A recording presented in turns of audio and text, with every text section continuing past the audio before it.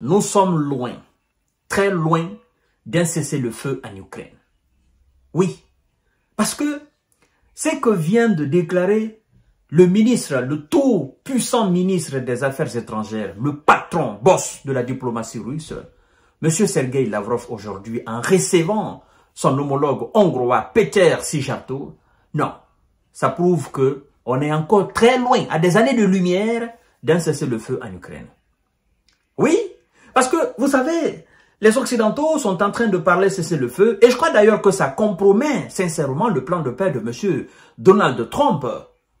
M. Olaf Scholz a appelé Vladimir Poutine il n'y a pas longtemps, et dans l'ombre, certains dirigeants européens sont en train de travailler à fond d'obtenir un cessez-le-feu. Mais ce que vient de déclarer ce matin-là à Moscou, le ministre des Affaires étrangères russe, en recevant son homologue hongrois, non, mesdames et messieurs, nous avons en fait, c'est de ça que nous allons parler tout à l'heure. Parce que moi, j'avais entendu des murmures à propos. D'accord? Mais en tant que quelque chose n'est pas officiellement dit par les différents dirigeants, il ne faut pas spéculer là-dessus. Parce que ça sera vérifié par des vérificateurs indépendants. Voilà. Donc, avant d'entrer dans le vif du sujet, je vous prie de partager la vidéo dans tous les groupes possibles. Partagez la vidéo. Continuez à vous abonner à ma chaîne YouTube Kanté J Visionnaire le vrai et activez la cloche notification pour ne plus rater mes émissions, mesdames et messieurs. Je vous invite aussi à vous abonner massivement à ma page Facebook, ma nouvelle page. Elle s'appelle le Géopolitologue. Vous allez dans votre barre de recherche, vous écrivez carrément le Géopolitologue, vous verrez ma page, vous vous abonnez là-dessus. Ça se passe là-bas aussi parce que il faut avoir multiples plateformes d'information et de décortiquage. Alors, Monsieur Lavrov dit tout simplement que les Occidentaux cherchent à mettre fin, est-ce que c'est véritablement fin? Ils cherchent à cesser le feu en Ukraine pour un motif réel. Le motif est caché. Et là où les Occidentaux pensent pouvoir se cacher, c'est là où eux, les Russes, ils dorment. Vous savez, il y a un dicton populaire en Afrique qui dit que lorsque toi tu as léché, c'est ce que moi j'ai avalé. Ça veut dire quoi? Ça veut dire tout simplement, ta politique de manipulation là, en fait c'est devant moi clairement. Tu ne peux pas, moi je suis pas un dupe, tu ne peux pas, mais tu peux pas me tromper. Toutes tes manigances là, moi je suis assis, je les vois clairement devant moi. Donc quand tu es dans tes réseaux là, moi je suis là, je suis assis, je te vois. C'est ce que ça veut dire clairement. Ça veut dire que tout ce que tu fais, c'est pas caché, je sais tout. C'est pourquoi on dit, lorsque toi tu as léché là, moi j'ai déjà avalé ça, il y a longtemps, j'ai déjà avalé ça. Donc, les Occidentaux veulent un cessez-le-feu en Ukraine pour pouvoir réarmer l'Ukraine, pour pouvoir gaver l'Ukraine d'armes occidentales modernes, afin de lancer encore la machine de guerre contre la Russie. Et donc, nous n'allons pas accepter un cessez-le-feu. Laissez-moi vous dire mot par mot. Voilà, c'est très important, mesdames et messieurs et mesdemoiselles. D'ailleurs, dans les pays occidentaux, dit M. Lavrov, on commence à parler d'un cessez-le-feu comme un moyen pour donner un répit à l'Ukraine et pour se donner l'occasion de gaver à nouveau l'Ukraine avec des armes modernes à longue portée, a dénoncé le chef de la diplomatie russe, Sergei Lavrov, recevant à Moscou son homologue hongrois, Péter Szijjártó. Ça nous rappelle un passé sombre de l'histoire, un passé sombre de l'Ukraine, je veux dire, tant pour moi, un passé sombre de l'Ukraine. Avant le lancement de l'opération spéciale militaire en Ukraine, vous savez qu'il y a eu beaucoup de pourparlers, il y a eu beaucoup de paroles, beaucoup de dits dans l'ombre. Vous savez qu'il y a eu beaucoup de rencontres pour ne pas qu'il y ait de guerre en Ukraine. Vous savez très bien. D'où on parle des accords de Minsk. Il y a eu des réunions à Londres où Vladimir Poutine s'est déplacé, les dirigeants russes se sont déplacés. Il y a eu plusieurs rencontres entre les dirigeants européens, les dirigeants de l'OTAN et les dirigeants russes. Vous comprenez? À l'époque, c'était Monsieur François Hollande à la tête de la France. C'était encore qui Angela Merkel en Allemagne. C'était encore qui en Grande-Bretagne, je sais pas, c'est un certain David Cameron ou quelque chose comme ça là, où j'ignore même le nom de l'ancien premier ministre britannique à l'époque. Et effectivement, ben ils ont voulu duper la Russie. D'accord? Ce n'est qu'après le lancement de l'opération spéciale. Donc, parce que ce que je dis là, ça remonte de très loin, hein, 2014, 2015, avant même cela. D'accord? Ce n'est qu'après qu'on nous a affirmé clairement. Je crois que c'était Angela Merkel, même la chancelière allemande, et François Hollande. On nous a affirmé clairement que il n'a jamais été question de respecter et d'appliquer les accords de Minsk, tous les différents accords signés par la partie occidentale et la partie russe. Et donc, que ces accords-là étaient une manière pour eux de réarmer l'Ukraine. Vous voyez un peu l'esprit maléfique de ces gens, l'esprit diabolique de ces gens-là. Vous voyez la Russie, vous savez que c'est une puissance nucléaire.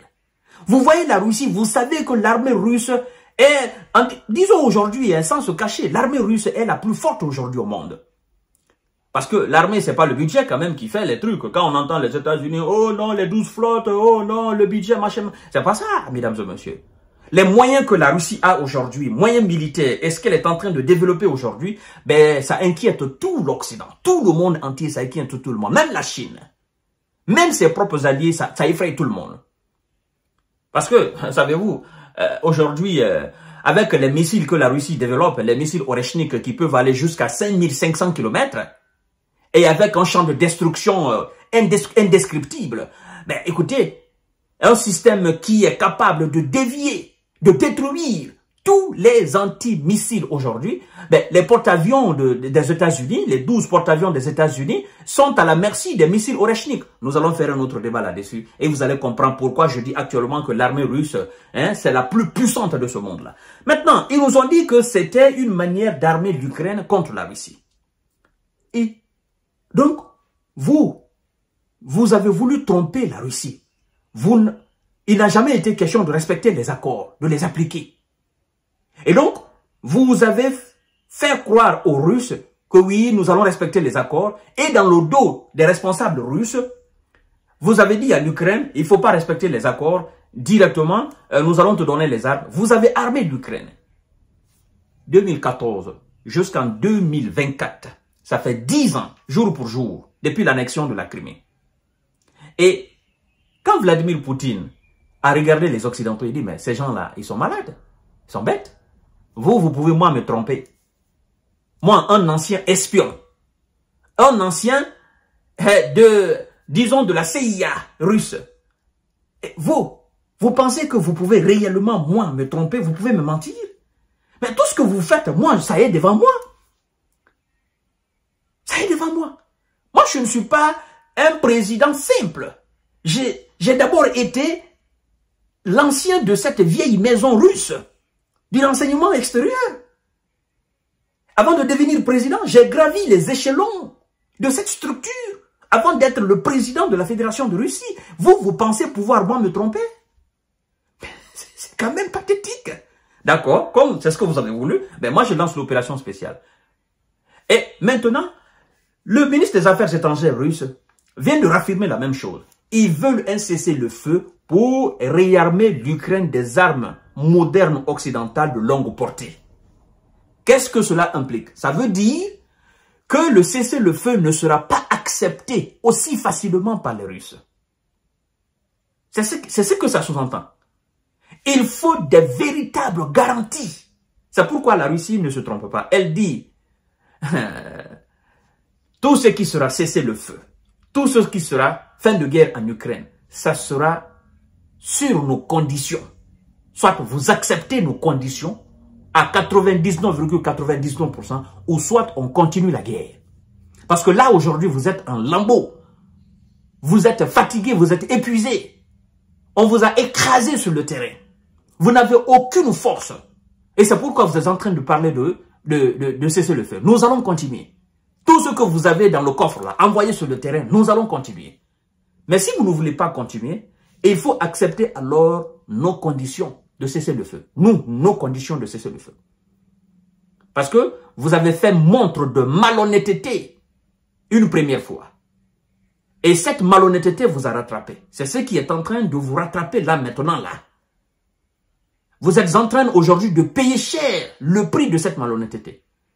Et donc, vous acceptez nos conditions de cessez-le-feu ou nous continuons.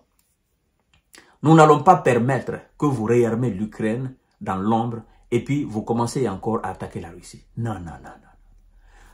Pendant que nous sommes en train de faire la guerre, réarmez l'Ukraine. Envoyez. Envoyez autant que vous voulez. Vous avez parlé de rapport de force. Envoyez sur le terrain autant que vous voulez. Donnez toutes les armes à l'Ukraine. Vladimir Poutine a dit, même si vous donnez l'arme la plus destructrice à l'Ukraine, ça ne va absolument rien changer sur le champ de bataille. Mais quelle est l'arme la plus destructrice du côté occidental? C'est l'arme nucléaire. Il y a l'équivalent de tout ça là-bas. Et ce qui est aujourd'hui beaucoup plus effrayant encore, c'est que la Russie a une arme conventionnelle dissuasive qu'on appelle Oreshnik. Je vous donne rendez-vous tout à l'heure pour notre série d'informations décortiquages. Nous allons petit à petit partager la vidéo dans tous les groupes possibles. C'est cuit sur les Occidentaux, mesdames et messieurs. Ah oui, c'est cuit sur eux.